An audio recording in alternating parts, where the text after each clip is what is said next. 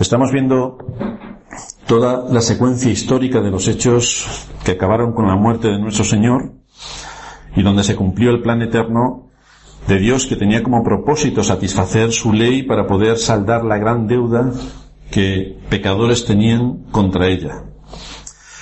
Ya que el hombre no puede satisfacer bajo ninguna de las maneras posibles las demandas de la ley, Dios tomó la iniciativa para mostrar su gracia y su misericordia, entregando a la muerte a Cristo, según establecía la ley ceremonial, y a la vez cumplir el gran objetivo de la salvación, que el justo muriera por los injustos para llevarnos a Dios. Aquí vemos, y es lo que hemos estado desgranando en las últimas semanas, cómo después de los distintos juicios a los que fue sometido el Señor, es presentado en su verdadera condición de rey. Aquí está el rey de los judíos. Por lo tanto, vamos a dedicar algunos sermones para exponer este oficio de Cristo con precisión, su oficio de rey. Si ya en el capítulo 17 veíamos a Cristo como sumo sacerdote, ahora lo vamos a ver en su oficio de rey, porque sabéis que es uno de los tres oficios que Cristo tiene: sacerdote, profeta y rey. Pues vamos a ver cuál es el oficio de Cristo como rey. Cristo es llamado en las Escrituras nuestra vida, en Colosenses 3:5. Nuestra vida es la esencia de nuestro ser, lo que nos sostiene y lo que nos mantiene para vivir y andar en este mundo. Pero el hombre ha perdido de vista cuál es su principal razón de ser en este mundo. Ha perdido la vista, ha perdido el oído, ha perdido el corazón, ha perdido todo lo que es como ser humano desde la caída, y por lo tanto no puede ver en Cristo ningún atractivo para desearlo. Por eso Cristo es despreciado y desechado entre los hombres. Por eso Cristo reúne estas características. Algo grave ha ocurrido en el hombre que le impide ver y apreciar al ser más sublime y dichoso que se puede conocer, y esto es Cristo, quien se nos revela en las Escrituras. Dice el apóstol Pablo que en él están escondidos todos los tesoros de la sabiduría y del conocimiento. Están escondidos no porque él los oculte, sino porque el corazón del hombre está en tal estado de ceguera que no puede ver absolutamente nada que tenga que ver con Cristo y con la salvación.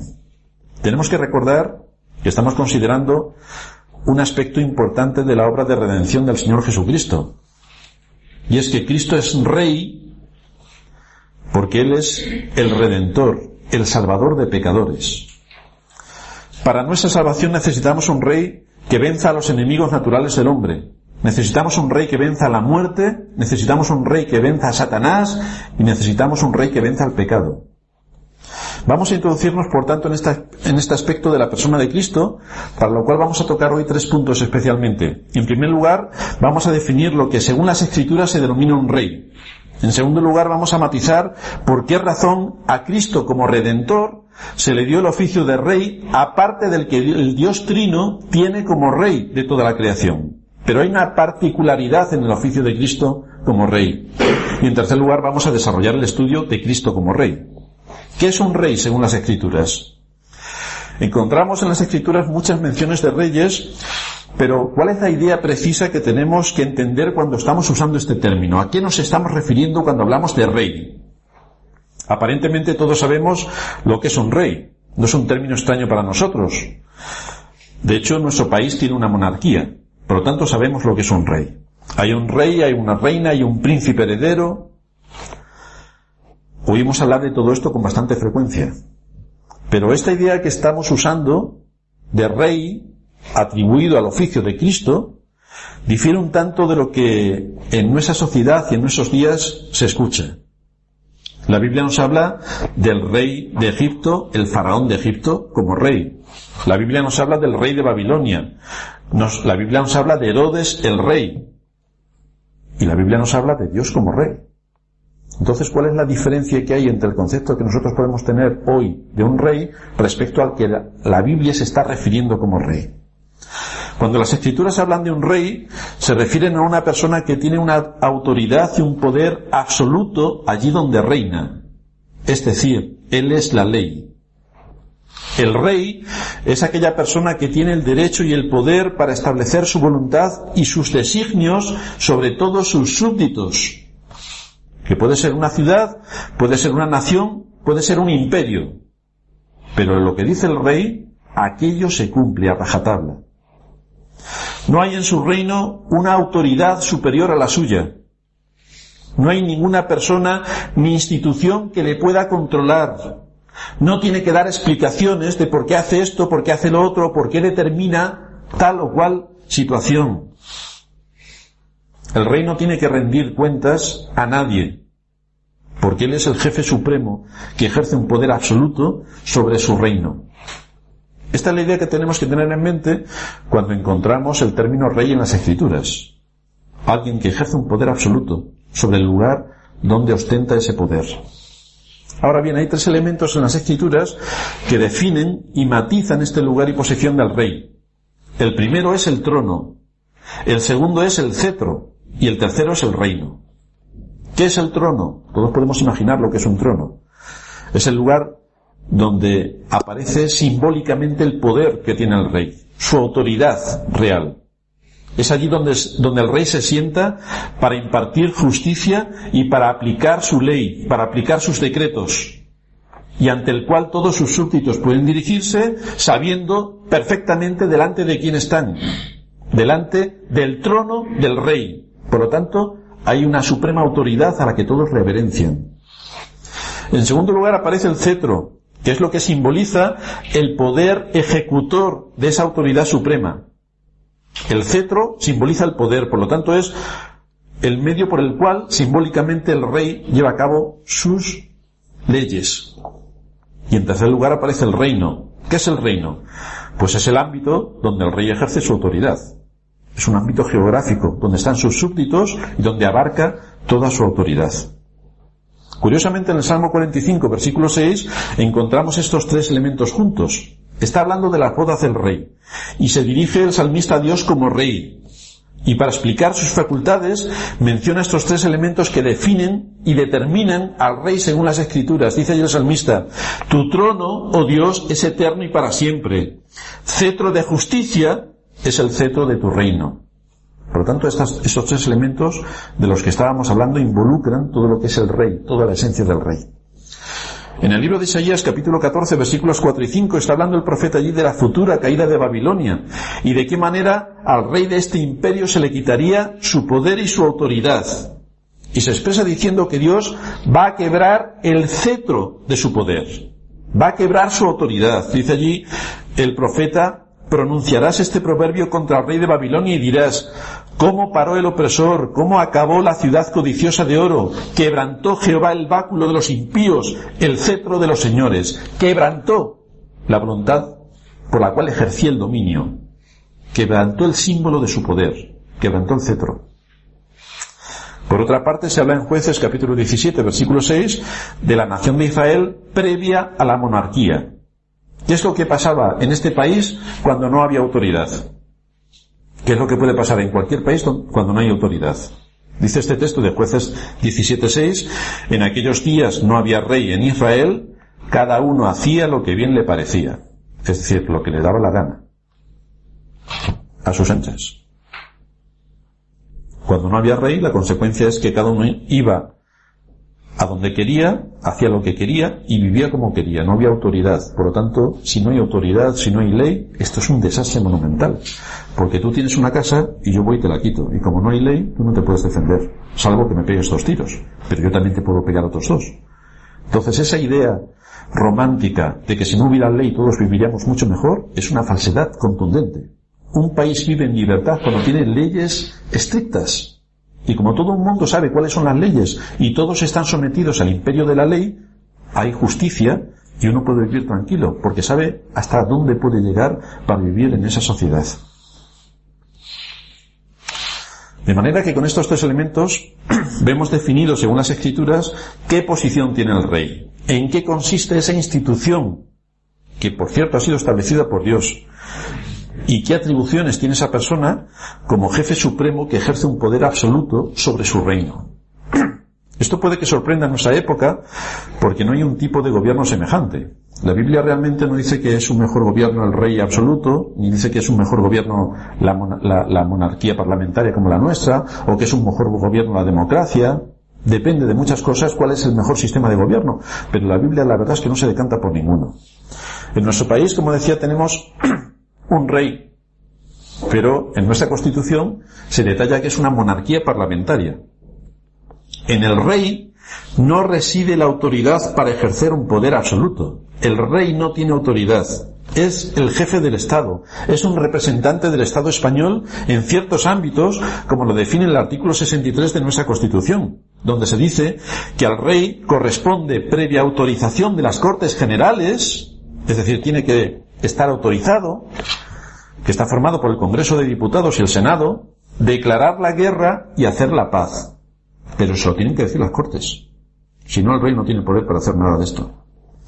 De manera que en nuestro país la monarquía está sujeta a la Constitución de la nación y está sujeta a las instituciones del Estado. El artículo 12 dice también que la soberanía nacional reside en el pueblo español, del que emanan los poderes del Estado. Ahí tenemos las Cortes y ahí tenemos el Senado.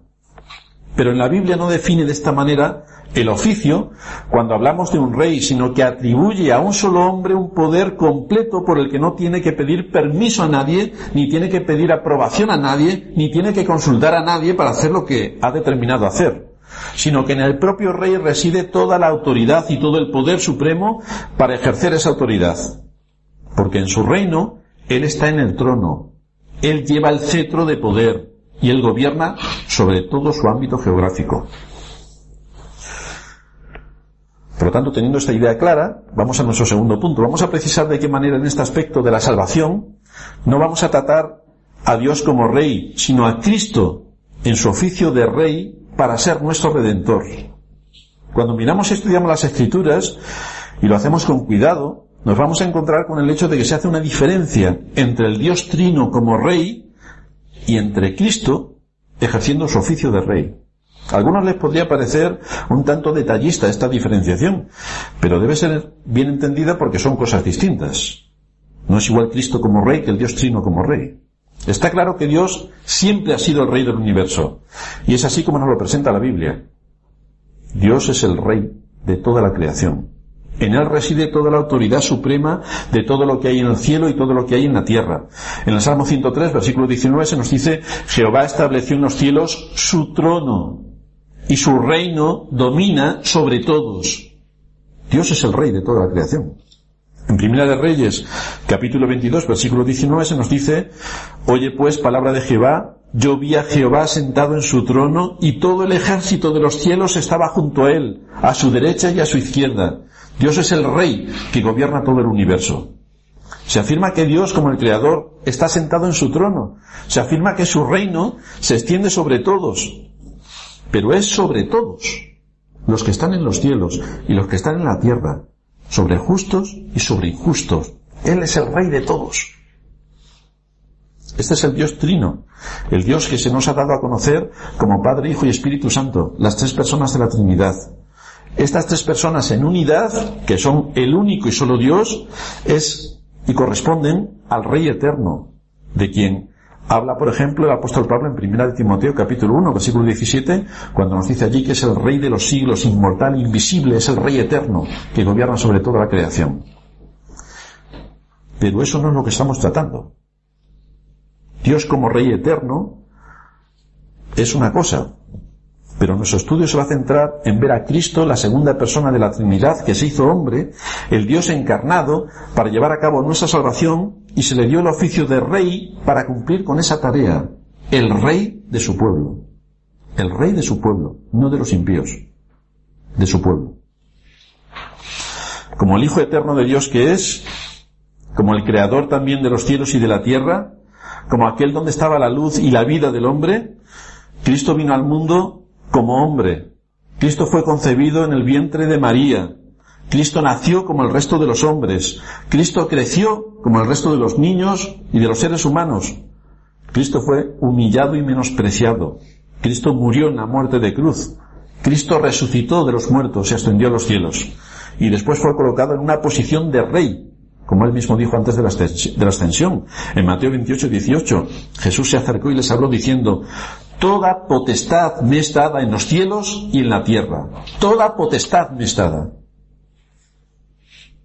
Así leemos también en Apocalipsis 19:15 que él es Rey de reyes y Señor de señores. Y por tanto, debido a su condición, necesitamos un rey para nuestra salvación. Necesitamos un rey para nuestra salvación, que venza a nuestros enemigos. Cristo es ese rey.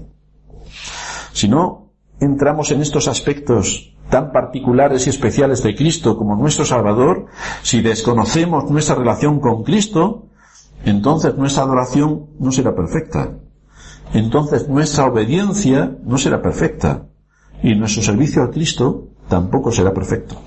Necesitamos este rey que nos ha sido dado por Dios para ser liberados del camino al infierno y de todos los enemigos que nos engañan y que nos inducen a ir por ese derrotero en el que todos nos podemos ver envueltos.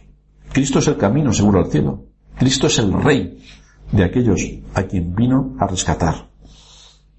Recordad que en 1 Timoteo 1:17 se nos habla de Dios como Rey eterno, pero si lo comparamos con Daniel capítulo 7, versículos 13 y 14, veremos algo curioso. Aquí Daniel dice: miraba yo en la visión de la noche, Daniel 7:13, y aquí con las nubes del cielo venía uno como un hijo de hombre, que vino hasta el anciano de días y le hicieron acercarse delante de él. Y le fue dado dominio, gloria y reino, para que todos los pueblos, naciones y lenguas le sirvieran. Su dominio es dominio eterno, que nunca pasará, y su reino uno que no será destruido. Por lo tanto, estamos viendo aquí cómo a Cristo se le presenta como el eterno Hijo de Dios, la segunda persona de la Trinidad, quien siempre ha sido Rey como Dios, que es en la Trinidad. Pero en esta escena se nos describe a Dios el Padre, el anciano de días, dando al Hijo dominio, gloria y reino, es decir, le da el oficio de rey con toda la autoridad que esto conlleva. Cristo, en el ejercicio de ese preciso oficio, es a quien nosotros necesitamos para nuestra salvación. Cristo es nuestro Redentor, Cristo es nuestro Salvador, Cristo es nuestro Rey. Pero Cristo no es Rey de los impíos. Cristo es Rey de su pueblo. Fijaos cómo en un momento determinado de la historia, Cristo toma ese oficio, el cual no tenía desde la eternidad. Lo toma en un momento determinado. Era Rey eterno desde la eternidad, como Dios que es en la Trinidad. Pero ahora, como Dios Redentor, ejerce un oficio particular, el Rey de su pueblo. Es lo que leíamos en el texto de Isaías 9:7. Allí nos habla de un niño que vendría y que tomaría un oficio. Porque un niño nos es nacido, hijo nos es dado, y el principado sobre su hombro, y se llamará su nombre Admirable, Consejero, Dios fuerte, Padre eterno, Príncipe de paz. Lo dilatado de su imperio y la paz no tendrán límites sobre el trono de David y sobre su reino, disponiéndolo y confirmándolo en juicio y en justicia desde ahora y para siempre. Ese niño anunciado por el profeta, ya sabemos que es Cristo. Cristo, que asumiría el gobierno de un imperio, Cristo que se sentaría en su trono, Cristo, el Rey. En Isaías 32, habla también del Redentor como un Rey que vendría para reinar. Dice el texto: he aquí que para justicia reinará un Rey, y príncipes presidirán en juicio, y será aquel varón como escondedero contra el viento y como refugio contra el turbión, como arroyos de aguas en tierra de sequedad, como sombra de gran peñasco en tierra calurosa. Este es el oficio al que iba dirigido Cristo. No era muy difícil atender a los profetas para ver en Cristo la realidad de las cosas expuestas, pero los judíos estaban pensando desde su perspectiva nacionalista. Los romanos que nos han invadido, queremos deshacernos de ellos, queremos un imperio que gobierne a los romanos, porque nosotros somos judíos, y hacían la distinción entre ellos, los judíos, llamados por Dios, y el resto de los gentiles, que eran perros para ellos, y a los cuales había que dominar. Pero no es esto lo que estaba diciendo la Escritura. Así que con todas estas ideas podemos entender mucho mejor también lo que se nos dice en 1 Corintios capítulo 15, si me acompañáis, y allí Pablo va a exponer más argumentos a favor de lo que estamos exponiendo. 1 Corintios capítulo 15, a partir del versículo 23,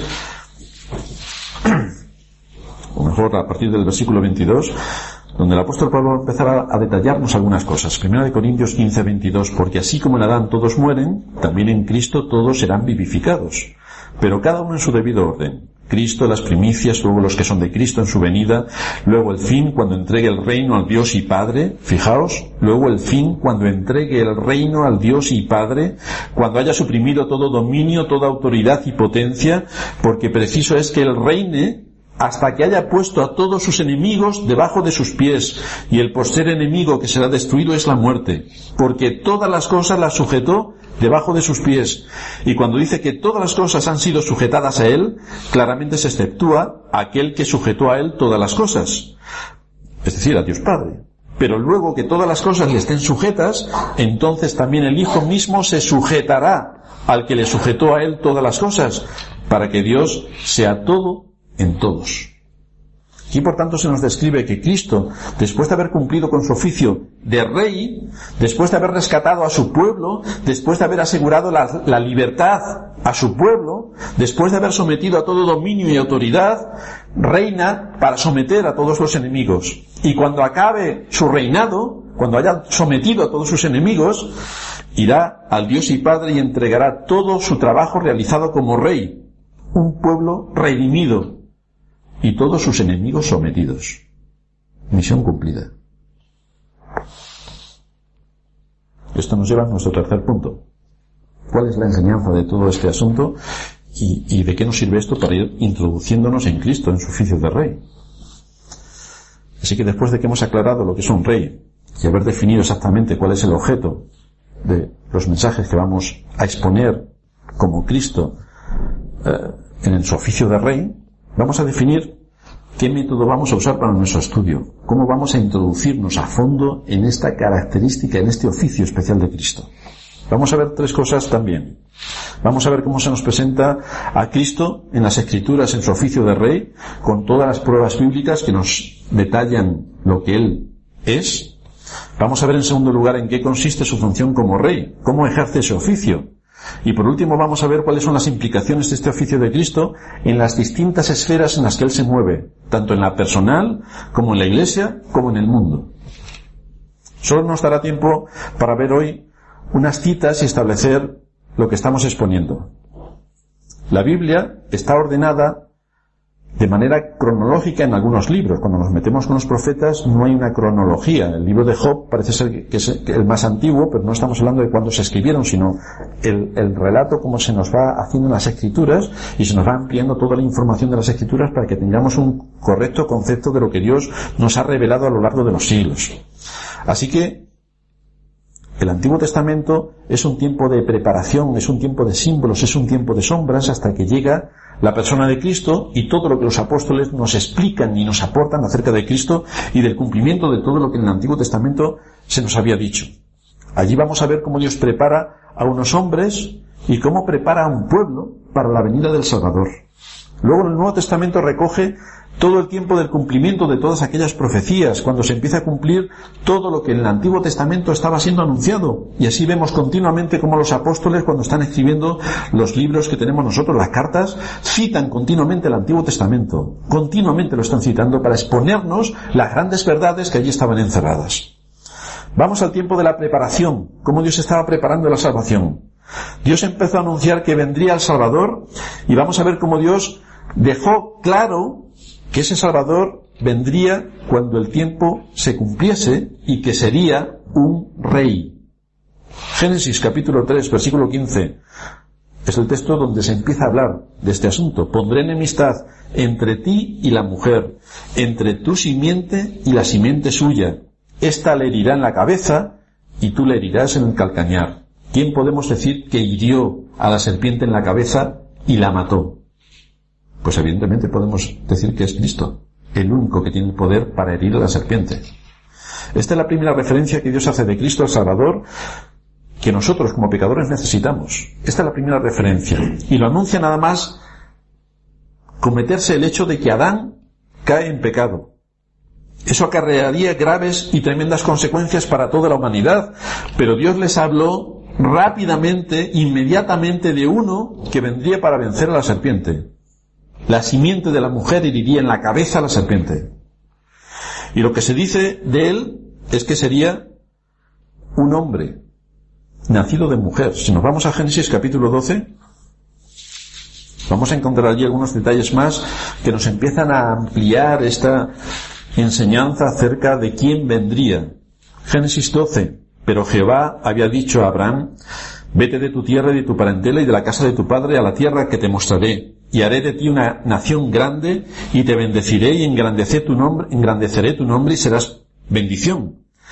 Bendeciré a los que te bendijeren, y a los que te maldijeren maldeciré, y serán benditas en ti todas las familias de la tierra. Dios vuelve a hablar de cómo en Abraham a través de Abraham vendría la bendición. Y le dice que saldría de sus entrañas. De entre todas las familias de la tierra, Dios escogió a una, Abraham. Y a partir de ahí empieza la línea de la cual vendría el Cristo. En Génesis 49:10 vemos otra gran referencia a nuestro Señor. Dios nos sigue aportando más datos. Dice allí en Génesis 49:10: no será quitado el cetro de Judá. Por lo tanto vemos como en Génesis 3 Dios define que saldrá de la mujer, del vientre de la mujer. Como un poco más adelante Dios define que saldría de la familia de Abraham. Y aquí, dentro de la familia de Abraham, va con más precisión. No será quitado el cetro de Judá, uno de sus hijos, ni el legislador de entre sus pies, hasta que venga Silo, y a él se congregarán los pueblos.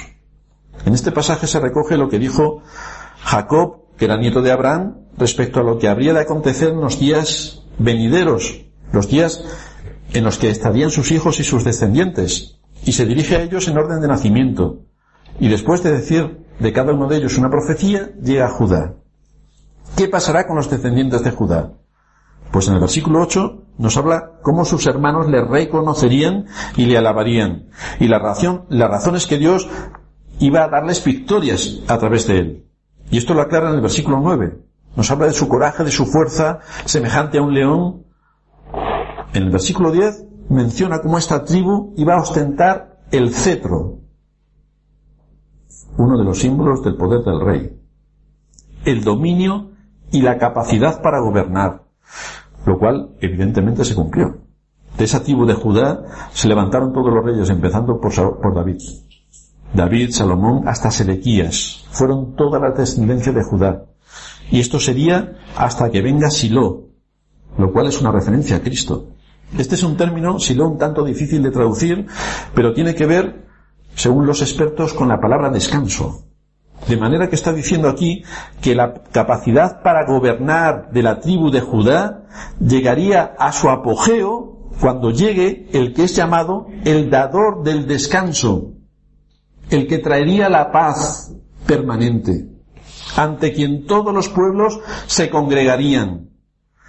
Pero este término de congregarse es en el sentido de obedecerle, ante quien toda gente de todos los pueblos se congregarían para obedecerle. Es una obediencia voluntaria de gente que está esparcida entre todas las naciones. De ahí que en ti, Abraham, serán benditas todas las naciones de la tierra. De todas las naciones de la tierra, Dios levanta un pueblo que le lleva a obedecerle. Este es Silo, el dador del descanso. Por lo tanto, aquí en esta profecía se estaba anunciando el cumplimiento de lo que Cristo traería. Está hablando del Salvador que vendría de la tribu de Judá, pero vendría como aquel que asume autoridad sobre todos los pueblos, y al que vendrían de todos los pueblos para obedecerle. Esto es lo que podríamos definir como la genuina conversión, cuando una persona ha llegado a creer en Cristo de tal manera que le obedece como su rey. Nosotros no estamos en un país que tiene unas leyes. ¿Y qué tenemos que hacer con las leyes de nuestro país? Obedecerlas, porque si no las obedeces tienes muchos problemas y puedes acabar en la cárcel, o peor. Si Cristo es nuestro Rey, ¿no sería la disposición natural de nuestro corazón y debíamos hacer todo el esfuerzo posible en obedecerle? Pues esto es lo que nos está mostrando. Recordamos las palabras de Pablo en la conversión, cuando en Hechos 9:6 nos dice, después de haber sido convertido: Señor, ¿qué quieres que haga? ¿Esto no es una disposición del corazón que se somete en obediencia? Señor, ¿qué quieres que haga? Es ese conocimiento de Cristo como Rey que nos presentan las Escrituras, en el que uno llega a disponer de su vida de lo que es y de lo que tiene, presentándolo delante de Cristo. ¿Cómo voy a servir a Cristo en medio de mi generación? ¿Qué voy a aportar para el reino de Cristo? ¿De qué manera voy a ser útil al reino de Cristo? ¿Cómo voy a trabajar más por el reino de Cristo? Con todo esto que hemos expuesto, hemos ido viendo cómo las Escrituras nos dibujan a Cristo como nuestro Salvador y como nuestro Rey, en el sentido bíblico del término. Cristo como aquel que sustenta el trono, el cetro y el reino. El Señor Supremo, que ejerce poder absoluto. ¿De dónde eres tú?, pregunta Pilato. Pues aquí estamos viendo de dónde es. ¿De dónde es? Es importante que nosotros veamos con claridad a Cristo en esta posición y en este oficio que ostenta, porque es la única forma que tenemos de darle la adoración que Él merece. Y es la única manera que tenemos también de exponernos a su palabra para que sepamos que Él, siendo el Rey, necesita y demanda la obediencia de su pueblo. La obediencia. Si vemos a Cristo claramente desde este oficio, como el Rey soberano, esto nos dará ánimo también y fortaleza. Nos dará consuelo en medio de nuestras aflicciones. Nos infundirá aliento en medio de nuestras pruebas. Nos dará ánimos en medio de nuestras dificultades. Nos dará tranquilidad en medio de los peligros. Porque el Rey dice que estará con nosotros. Dice el salmista, porque está a mi diestra, no seré conmovido. Pero yo tengo que tener a Cristo como mi Rey, para no ser conmovido. Un mayor conocimiento de Cristo nos va a llevar a amarle más. Y esto hará que le obedezcamos en todo lo que Él requiere de cada uno de nosotros. Necesitamos, por tanto, el conocimiento para saber de quién estamos hablando y cuáles son las demandas que Él hace de su pueblo, y que esto nos lleve, por lo tanto, a servirle tal y como Él se revela en las Escrituras. Como muchos de los días que estamos aquí predicando, tenemos a niños entre nosotros y niñas, y tenemos a jóvenes. Supongo que cuando ellos están escuchando el mensaje del Evangelio y están escuchando las predicaciones, estarán pensando, qué aburrimiento, esto es para mis padres. Y yo aquí simplemente estoy, unas veces me entra sueño, otras veces abro la boca, otras veces empiezo a leer, otras veces me traigo cosas, otras veces se me va la mente y empiezo a pensar en mil cosas, como si esto que están predicando no me interesara. Pero el asunto es que la palabra de Dios es vital para todos los seres humanos, para los niños, las niñas que están escuchando, para los jóvenes que se despistan más veces de las que sería necesaria. El mensaje de la palabra de Dios es para todos. Los niños y jóvenes deben saber que también se mueren. Los niños y los jóvenes también se mueren. Y deben saber que no hace falta tener mucha edad para que el Señor te llame y estés delante de su presencia. Los niños y jóvenes deben saber, y supongo que lo saben, que tienen que obedecer a sus padres. Supongo que lo saben. Porque muchas veces, a tenor de lo que se ve, parece que no funciona, que todavía no lo han comprendido. Los adultos sabemos que tenemos una autoridad superior a nosotros, que también requiere obediencia. Y resulta que esa autoridad superior a nosotros, que requiere obediencia, también a los padres nos manda que tengamos que aplicar la autoridad que Él nos ha delegado sobre nuestros hijos. Es una autoridad que Él nos ha delegado para que la apliquemos sobre nuestros hijos.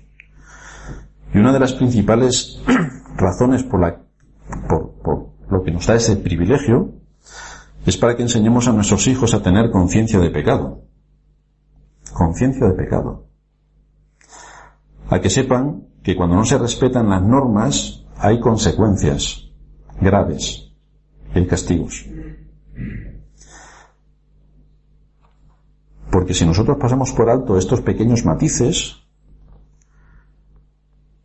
esto les va a llevar a nuestros hijos a que no se van a tomar en serio las Escrituras respecto a las amenazas y advertencias que Dios también anuncia sobre aquellos que transgreden su palabra.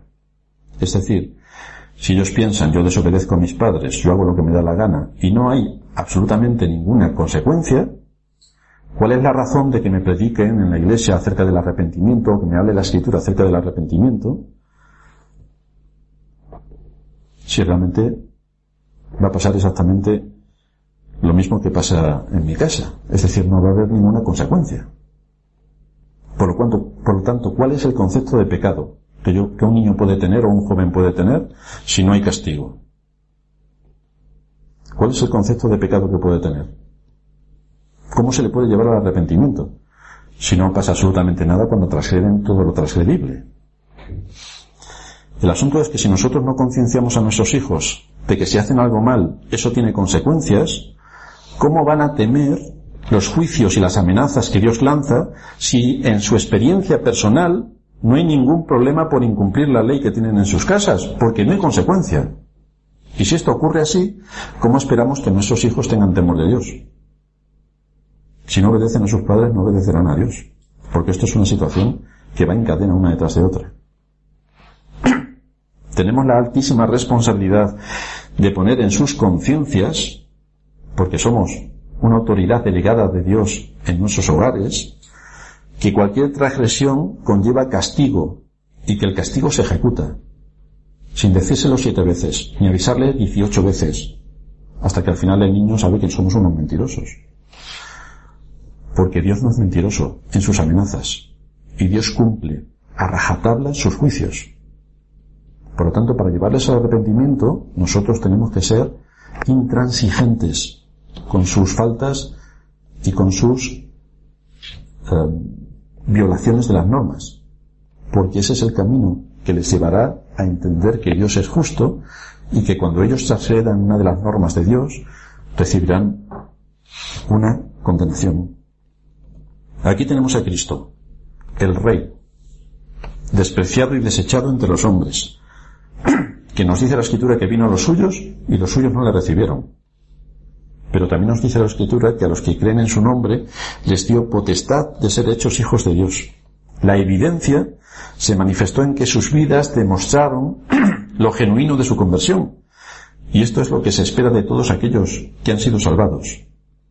La obediencia a la fe. No manipular las Escrituras para que se corresponda con lo que a mí me gustaría hacer, sino que yo me tengo que adaptar a la enseñanza de la Escritura y tengo que vivir de acuerdo a la Escritura. Y esto va dirigido a los niños, va dirigido a los jóvenes y va dirigido a los adultos. Por lo tanto, cada vez que nos expongamos a la palabra de Dios, si soy niño, tengo que escuchar con atención.